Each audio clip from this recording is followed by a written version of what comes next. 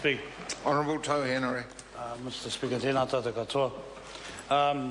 It's with a sense of pride that I stand and speak on this bill, sir.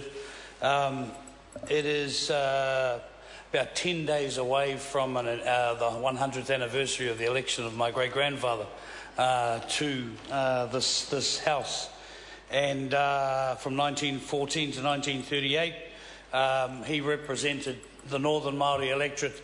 And one of his, and when you read through his Hansards, they're not like the Hansards of these days, but his was centred really on one thing, and that was the Treaty of Waitangi.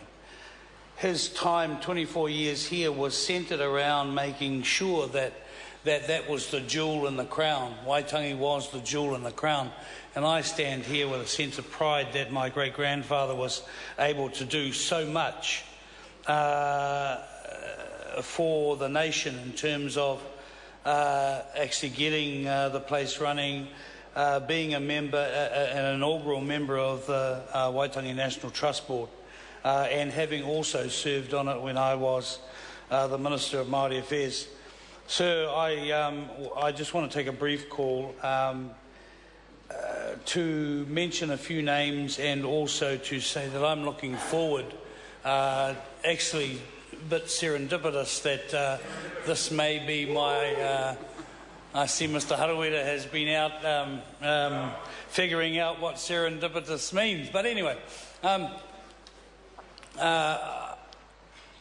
think it will be one of the last things that I do as Chairman of the Māori Affairs Select Committee.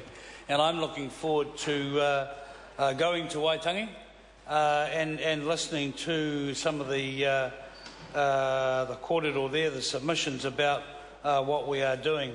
I'm interested to see the proposal that there be a government representative and a member of the opposition. It's not new, and I maybe think that those people should represent Parliament rather than government or the opposition, as we do in the Interparliamentary Union. We are parliamentary representatives rather than representing opposition or representing government. The single most important piece of geography or a geographical point in New Zealand, absolutely. If you've travelled the world and see other countries and the respect and honour that they give their birthplaces, I think that we tend to miss out on that emotional tie to the birth of the nation. There's a whole lot of stuff that has happened prior to the Treaty of Waitangi and to Waitangi becoming the home of New Zealand. But we should revel in the fact that we do have a place that was established in 1840 going forward. Two names that I want to write into the records: George Waititi and Eramiha Te Kapua, and also Mototau's, I suppose, gift to the nation of the tōtara that was pulled out of the Ngāti Hine forest to build wharerunanga, which were actually carved at Mototau, and my great-grandfather's son, Sir James Henare, spent years with the Trust and making sure that he carried on that mantle, and his son, Irima Henare, has done the same, sir. Also, I want to congratulate the present board with Peter Praone, a former Member of Parliament, and also Sir Donald McKinnon, a former Deputy Prime Minister as well. I think that the Trust has a rosy future, and I think that we need to make sure that we don't change it just because we think it might need changing.